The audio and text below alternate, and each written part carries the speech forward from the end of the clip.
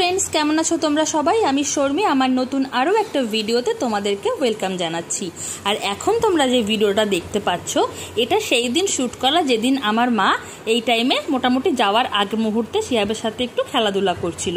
এরপরেই কিন্তু মা বাড়ির জন্য রওনা দেবে, কিন্তু মায়ের ভীষণ মন খারাপ, কারণ বাইরে ভীষণ জোরে বৃষ্টি হচ্ছে। আর সেই জন্যই আজকে মাকে ছাড়তে আমি বা শিহু আমরা কেউই যেতে পারছি না। শিহুর পাপাই মাকে গিয়ে পৌঁছে দিয়ে এসেছে। মা চলে যাওয়ার খানিকক্ষণ পর দেখছি ওয়েদার অনেকটা ভালো হয়ে গেছে, একদম বৃষ্টি বাদলা নেই। আর মা চলে যাওয়ার পরে শিহাবেরও ভীষণ রকম মন খারাপ ছিল, সেই জন্য ভাবলাম যখন বৃষ্টি বাদলা কমেই গেছে তাহলে চলো সবাই মিলে একটু ঘুরে আসা যাক। আর আগে যখন শিহাব ছোট ছিল তখন যখন মা বাড়ি যেত শিহাবকে তো নতুন কোনো খেলনা দিয়েই ভোলাতে হতো, আদারওয়াইজ কোনোভাবেই ওর কান্না কিন্তু থামানো যেত না। যাই হোক, বৃষ্টি বৃষ্টি ওয়েদারে বাইরে পেয়ে গেলাম একটা চপ, সেখান থেকে চপ কিনে নিয়ে আবারও সামনের দিকে এগিয়ে চলে এসেছি। এখানে সেই সরু ব্রিজটা আছে, এই ব্রিজটা দিয়ে কিন্তু একটাই গাড়ি পাস হতে পারে, আর অথবা একটা বাইক গেলে আর একটা সাইকেলও কিন্তু সাইড দিয়ে ক্রস করা যায় না। তো ভাবলাম যে বোনকে যেহেতু নিয়ে গিয়েছি এই রাস্তাতে, চলো এই ব্রিজটা দিয়ে একটু ঘুরিয়ে আনা যাক।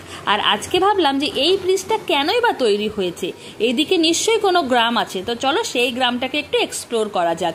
যেহেতু মাথার উপরে প্রচুর মেঘলা আকাশ ছিল, ভয় তো একটু লাগছিলই যে হুট করে যদি এগেইন বৃষ্টি চলে আসে তাহলে ছেলেকে নিয়ে তো খুব সমস্যায় পড়তে হবে, কারণ কয়েকটা দিন আগেই যা অসুস্থতা থেকে ও উঠলো। যাই হোক, ওই ব্রিজটা ক্রস করার পরে যখন সেই গ্রামের রাস্তায় ঢুকবো দেখছি দূরে সেই যে পুরোনো দিনের সিনেমাগুলোয় দেখতাম সরু করে রেলগাড়ি দেখা যেত, সেরকম ভাবে কিন্তু ট্রেনটা দেখা যাচ্ছে। আর এই একটাই রাস্তা দিয়ে এখানের এই গ্রামে ঢোকা যায়। রাস্তাটা দেখো কিরকম জঙ্গলে ভরা, পুরো মনে হচ্ছে যেন ভুতুড়ে কোনো গ্রামে ঢুকছি। আর তার সাথে এই ঠান্ডা ঠান্ডা মনোরম ওয়েদার, অন্যদিকে এরকম অন্ধকার, পুরো মনে হচ্ছে যেন আমরা একটা গা ছমছমে কোনো এলাকায় প্রবেশ করছি। মানে আমাদের যেটা কাজ, আমরা সবসময় কিছু না কিছু একটা অ্যাডভেঞ্চারাস জিনিসপত্র কিন্তু সবসময়তেই খুঁজতে থাকি।